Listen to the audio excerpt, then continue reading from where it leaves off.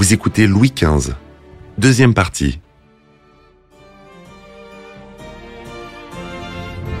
Malgré les critiques, Madame de Pompadour est sincèrement soucieuse du bonheur de son amant.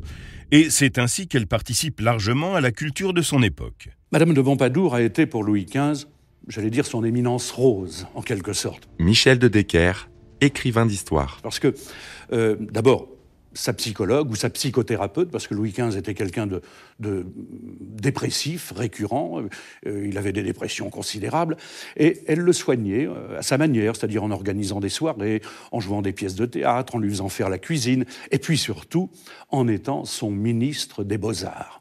Je crois que le véritable premier ministre de la Culture dans l'histoire, c'est Madame de Pompadour. Si le règne de Louis XV est souvent considéré comme l'apogée de l'architecture française et des arts décoratifs, c'est en grande partie grâce au mécénat exercé par la marquise. Madame de Pompadour, c'est la création de la porcelaine de Sèvres, c'est le renouveau de la porcelaine de France. Martial Desbrief, écrivain. Mais c'est aussi des châteaux qu'elle achetait, qu'elle rénovait, qu'elle revendait avec beaucoup de bénéfices. Crécy, Champs-sur-Marne, Ménard, la Selle-Saint-Cloud, également l'hôtel d'Évreux, qui deviendra l'Élysée. Elle a fait bâtir des quantités de monuments, l'école militaire. Elle occupe une place capitale dans l'époque Louis XV. Et quand on parle du style Louis XV, c'est-à-dire le style un peu rococo, eh bien on devrait, je crois historiquement dire, le style Pompadour.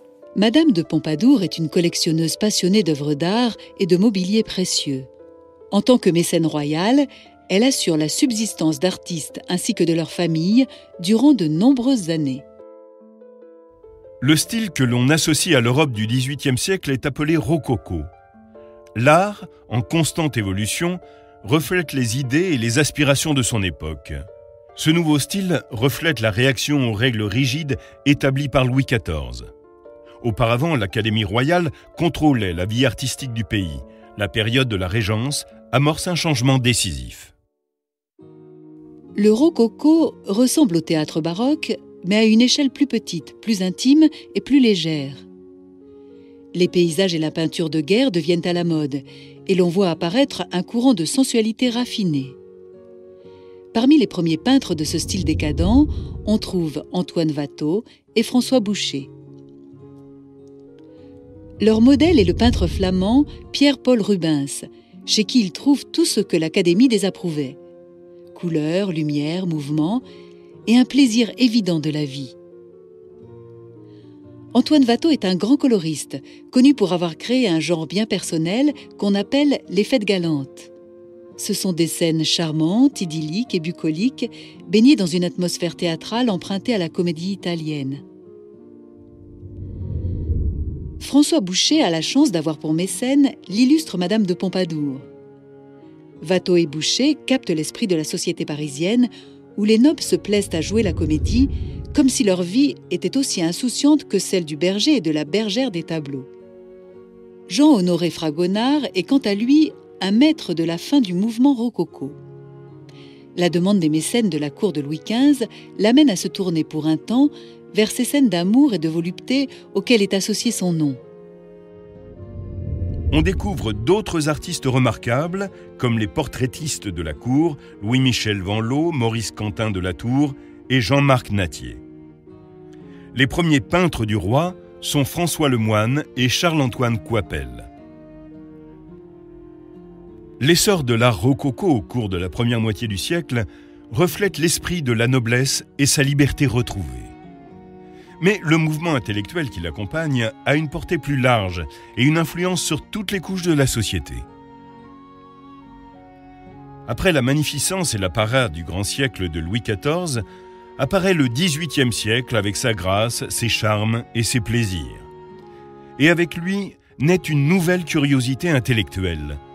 Le fameux siècle des Lumières donne naissance à une révolution des idées qui présage de la révolution politique à venir. Madame de Pompadour, c'est une femme qui a beaucoup d'ouverture. Et si finalement Louis XV rentre tout doucement dans la philosophie des Lumières, si le siècle de Louis XV rentre tout doucement dans la philosophie des Lumières, on le doit en grande partie à cette femme qui a permis l'évolution des idées et qui a fait en sorte que l'ensemble des artistes puissent s'épanouir et dire, sans véritablement se cacher, ce qu'ils pensaient.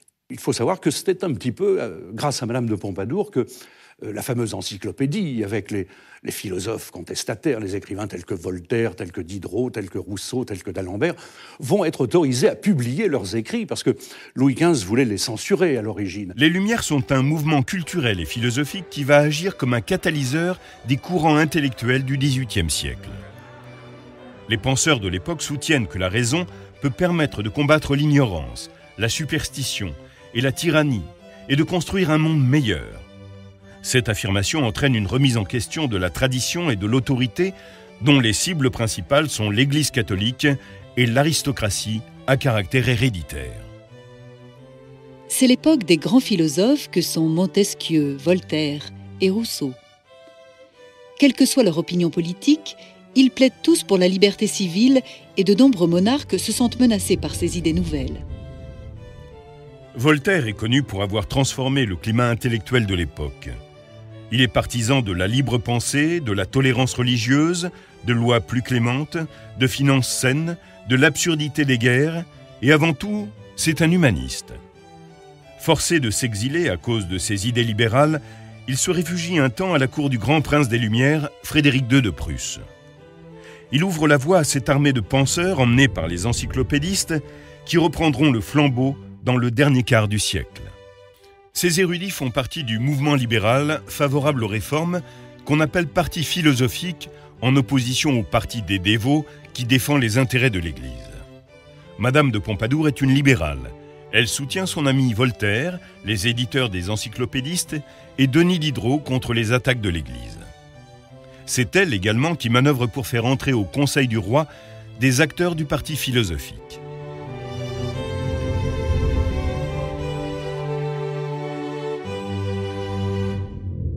La guerre de succession d'Autriche s'achève avec le second traité d'Aix-la-Chapelle en 1748. Louis XV choque la population du royaume en acceptant de restituer les Pays-Bas à l'Autriche. Cela marque un virage dans sa popularité. L'année suivante, afin de combler le déficit budgétaire, il approuve sur les conseils de Madame de Pompadour l'instauration d'un impôt sur le revenu, qui s'applique également à ceux qui bénéficient de privilèges. Elle va proposer à Louis XV d'instaurer le 20e. Le 20e était un impôt pour tous, un impôt qui était à la fois pour la noblesse et à la fois pour les religieux. Donc, imaginez-vous, c'est la catastrophe en France. Qui est cette femme, qui est cette bourgeoise qui vient imposer la totalité de la population?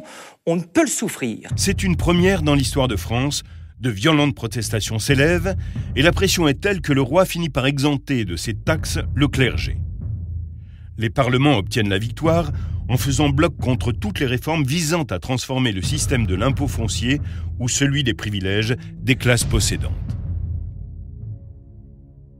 Craignant les réformes, les parlements cherchent tous les moyens de monter le peuple contre le roi. Ils lancent contre le souverain et Madame de Pompadour une campagne de diffamation qui leur permet de gagner du terrain. La population désapprouve de plus en plus les nombreuses infidélités du roi.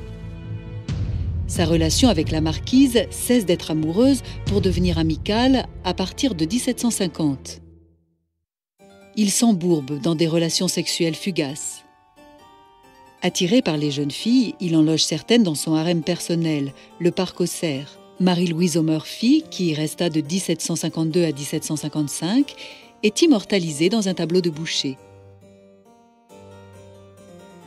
L'appétit sexuel de Louis XV n'est pas unique en son genre parmi les monarques. François Ier, Henri IV et Louis XIV étaient tous des coureurs de jupons notoires. Ce qui est différent à présent, c'est le niveau de conscience du peuple. Mais en vieillissant, Louis XV se soucie de moins en moins des conventions. Il semble qu'il soit conscient que les forces antimonarchiques menacent son règne et la légitimité de sa lignée, mais ne parvient pas à les arrêter. Sa timidité l'empêche de prendre vraiment les choses en main et il se laisse influencer par une favorite puis une autre, ce qui accentue les dissensions qui perturbent son règne. Après avoir conclu la paix avec l'Autriche, le roi veut que le pays connaisse enfin la paix. La France se bâtit un empire dans les Indes et le Nouveau Monde et ne cherche plus à s'emparer des territoires de ses voisins. En 1755, l'Angleterre attaque la France et déclenche un conflit colonial. La Prusse abandonne alors son allié français. Louis XV ne voit pas d'autre solution que d'accepter une alliance avec l'Autriche. Il est convaincu qu'avec son soutien, il pourra empêcher la guerre. Il se trompe. L'invasion de la Saxe par Frédéric II de Prusse en 1756 déclenche la guerre de 7 ans, qui voit les ennemis séculaires, France, Autriche, Suède et Russie, s'opposer à la Grande-Bretagne dans un conflit qui s'étend sur 3 continents. C'est en raison de son caractère global qu'on la considère parfois comme la Première Guerre mondiale. On arrive avec Louis XV dans une période qui ressemble un peu à la période contemporaine avec une Europe extrêmement fragile. Jean-François Beige, écrivain. Des guerres intra-européennes très nombreuses et surtout une mondialisation parce que nous nous affrontons pour la première fois très durement avec les Anglais et les Espagnols en Amérique. Pour garder nos possessions d'Amérique, nous nous battons en Inde aussi beaucoup. En 1758, la guerre tourne mal pour la France. Frédéric anéantit ses armées lors de la bataille de Rosbach et l'Angleterre menace ses colonies aux Indes et au Canada. En 1757, Louis XV survit à un coup de couteau, mais ne surmonte pas aussi facilement la dépression et la résignation qui suivent. Le roi est convaincu d'être sur la mauvaise voie et abandonne les tentatives de réforme. La population est furieuse, d'autant qu'il ne se résout pas à quitter sa maîtresse. Pour changer la tournure des événements, le ministre de la Guerre est démis de ses fonctions et le duc de Choiseul, officier, diplomate et homme d'État, devient le nouveau Premier ministre. La guerre va avoir de profondes conséquences en France et en Angleterre. Quand elle se termine, en 1763, la quasi-totalité de l'empire colonial français en Inde et en Amérique revient à la Grande-Bretagne. Le traité de Paris sera un épisode des plus humiliants pour la monarchie française. La France, évidemment, ne se sortira pas brillamment puisque les Anglais vont pas nous anéantir, hélas, mais récupérer toutes les colonies, ou presque, que nous avions au Nouveau Monde. Michel de Decker, écrivain d'histoire. Et c'est à la suite aussi de ça que la langue française, qui était la langue la plus parlée au monde, va être écrasée par la langue anglaise, puisque les Anglais s'installent un peu partout, là où nous avions nos colonies. Choiseul est depuis 10 ans à son poste de Premier ministre. Son objectif est que la France redevienne une grande puissance. En 1770, le roi, qui ne veut pas d'une autre guerre, est irrité d'apprendre que son ministre projette de défendre l'Espagne contre l'Angleterre dans un conflit au sujet des îles Falkland. Il devient de plus en plus renfermé et poursuit sa propre stratégie dans le but de restaurer la puissance de la France. Des documents révèlent qu'il se servait d'un réseau d'espions pour mener des négociations secrètes. Tout cela en vain. Durant la décennie qui suit la guerre de 7 ans, des changements significatifs se produisent à la cour. Madame de Pompadour meurt en 1764 à l'âge de 43 ans. Elle a dû user de toutes ses ressources pour se défendre contre les intrigues et les cabales d'une cour liguée contre elle. L'extraordinaire capacité de résistance de la marquise lui a permis de préserver pendant 20 ans sa relation avec le roi. Louis XV a trouvé en elle une interlocutrice indispensable dans la gestion de l'État. Aujourd'hui, elle est considérée comme une des femmes les plus influentes de l'histoire de France. Madame de Pompadour va être une des maîtresses en titre les plus importantes de l'histoire de France. Martial Desbriefs, écrivain. Elle va rester 19 années à la cour, de 1745 à 1764. On a souvent parlé de l'influence politique de Madame de Pompadour, pas en bien d'ailleurs. C'est vrai que c'est elle qui est responsable de l'avènement de Choiseul à l'État, mais elle n'a pas fait et défait les ministres comme on l'a si souvent dit. Non, Madame de Pompadour est une femme qui prend des décisions souvent très justes, qui va tirer un petit peu les ficelles, mais pas autant que cela au niveau politique. Un an plus tard, le roi perd son fils unique qui meurt de la tuberculose. Le dauphin laisse derrière lui 3 fils, dont l'aîné, Louis-Auguste, héritier du trône, épouse Marie-Antoinette, la fille de l'archiduchesse d'Autriche, le 16 mai 1770, dans la chapelle royale de Versailles. Elle a 14 ans, et Louis, 1 an de plus. La jeune archiduchesse a été envoyé en France pour raffermir l'alliance si fragile avec l'Autriche. La mère Marie meurt en 1768. L'année suivante, Jeanne Bécu, comtesse du Barry, devient la maîtresse officielle du roi. Sa relation conflictuelle avec Choiseul permet aux intrigants de le faire destituer et remplacé par René-Nicolas de Maupeou. Aux yeux du monde, les pertes territoriales et la débauche de la cour conduisent la France à sa perte. Et dans le pays, le mécontentement s'amplifie.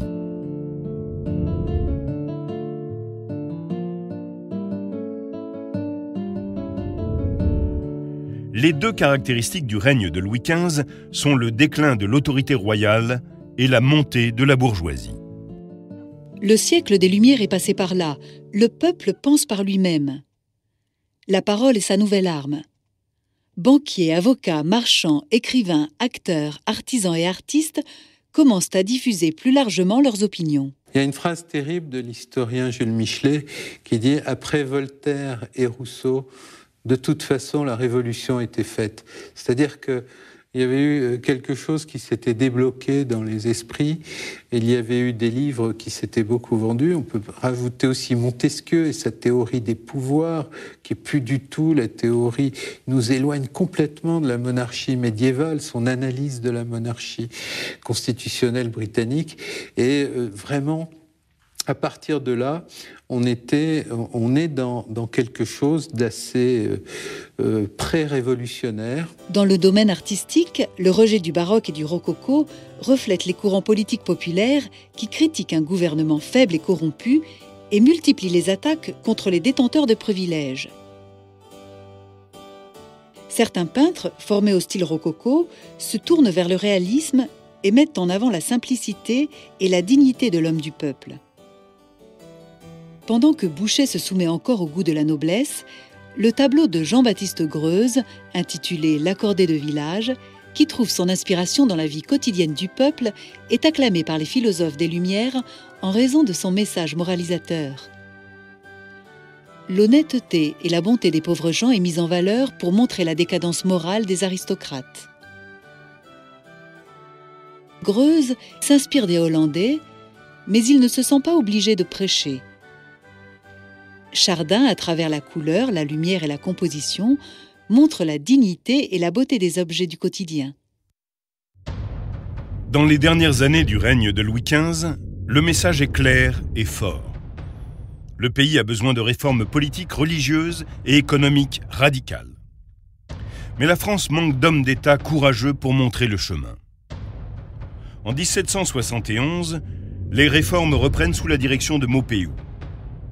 Quand les parlements remettent une fois de plus en question le pouvoir du roi, son Premier ministre orchestre un coup d'État. Tous les magistrats sont arrêtés, exilés et remplacés par des hommes triés sur le volet. On tente à nouveau d'imposer les classes privilégiées ou exemptées de taxes. Mais dès la mort du roi, les anciens magistrats sont rappelés et Maupeou est remplacé. Le système perdurera sans connaître aucune réforme jusqu'à la Révolution. Louis souhaite le bonheur de ses sujets, mais il ne prend aucune mesure pour assurer leurs intérêts. Un souverain plus fort aurait su sortir de l'impasse où les classes privilégiées conduisent le pays et aurait mené à bien les réformes. Mais il fallait pour cela affronter les classes aisées, fermement accrochées à leurs privilèges. Louis XV échoue avant tout parce qu'il est incapable de réunir les intérêts en conflit. Il y a un bouillonnement des idées. Jean-François Beige, écrivain. Auquel le roi est un peu étranger parce que ça ne l'intéresse pas, il n'aime pas trop les querelles strictement intellectuelles. Pendant le règne de Louis XV, les parlements s'agitent, les parlements gigotent un peu. Un des ministres de Louis XV, qui s'appelle M. de Maupeou, essaye de les brimer, de les exiler. Donc le Parlement commence à vouloir se manifester vigoureusement. La Révolution française est une révolution de bourgeois. Ce n'est pas une révolution populaire. Ce sont les bourgeois qui vont faire évoluer les idées. Jeanne-Antoinette Poisson n'est-elle pas une bourgeoise? Et c'est tout ce mouvement bourgeois qui, depuis des années, prête à la noblesse, qui, depuis des années, ne peut pas jouir du pouvoir alors même qu'elle le finance, eh bien, va se retourner, sous Louis XV, vers cette noblesse et tout doucement, commencer à prendre du pouvoir. Et la philosophie, plus tout le reste, va faire que la Révolution française va commencer à fourmiller, enfin l'évolution des idées va commencer à fourmiller en France. L'année 1715 avait vu renaître l'espoir. En 1774, celui-ci a disparu, ou quasiment. L'Angleterre, l'Autriche et la Russie sont de plus en plus puissantes. La France a perdu sa suprématie. Le mécontentement accumulé au cours des 2 guerres et des dernières années du règne de Louis XV s'est transformé en indignation générale. Louis le bien-aimé n'en verra pas l'explosion finale. Il meurt en 1774 de la variole et est enterré en la basilique de Saint-Denis où reposent les rois de France. C'est son petit-fils qui lui succède, prenant le nom de Louis XVI. Louis XV a régné pendant près de 60 ans. Il a reçu le surnom affectueux de bien-aimé au début de son règne, quand il était beau, jeune, et que le pays vivait en paix et dans la prospérité. Il est vrai que le peuple était alors plus heureux qu'il ne l'avait été sous son prédécesseur Louis XIV, et que la discrétion du nouveau monarque a peut-être masqué l'importance de ses réalisations. Mais durant la seconde moitié de son règne, l'échec du gouvernement dans les domaines de la politique, de l'économie et de la morale va mener la monarchie vers son déclin. Au cours des années qui suivent la mort de Louis XV, les voix se rassemblent. La France devient de plus en plus consciente d'elle-même. Le peuple veut partager les responsabilités avec le gouvernement. Il désire voir régner la tolérance religieuse et se mettre en place une nouvelle vision de l'agriculture, source principale de la richesse nationale. Selon les critères de son époque, Louis XV n'était pas un mauvais homme. Sa tragédie, qui fut celle de la France, c'est qu'il avait hérité d'une fonction qu'il n'aimait pas et d'un système politique qui exigeait plus d'esprit d'initiative qu'il n'en était capable. Il a été au pouvoir pendant une période de changement radical des idées politiques, sociales et intellectuelles. Le monde se transformait dans tous les domaines, intellectuel, commercial, artistique, politique et constitutionnel. En l'absence de toute réforme, la monarchie est apparue de plus en plus figée et arrogante.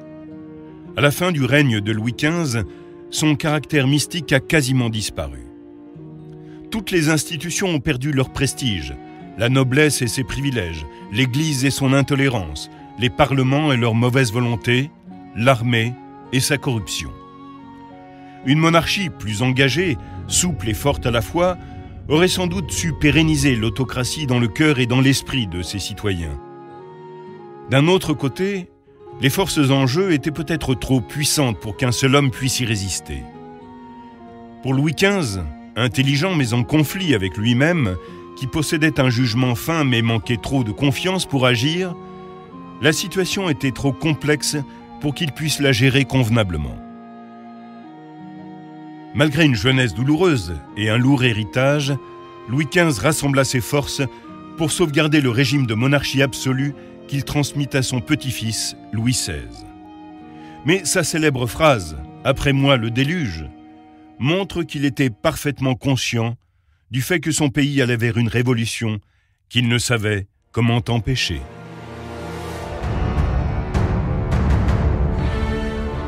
Vous venez d'écouter Roi de France.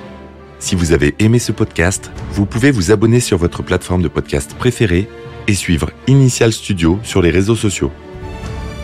Roi de France est un podcast coproduit par Initial Studio et Merapi, adapté de la série documentaire audiovisuelle éponyme produite par Merapi. Cet épisode a été écrit par Thierry Bruand et Dominique Mougenot. Il a été réalisé par Franck Courvoisier. Production exécutive du podcast, Initial Studio. Production éditoriale, Sarah Koskiewicz et Mandy Lebourg, assistée de Sidonie Cotier. Montage, Camille Legras. Avec la voix de Morgane Perret.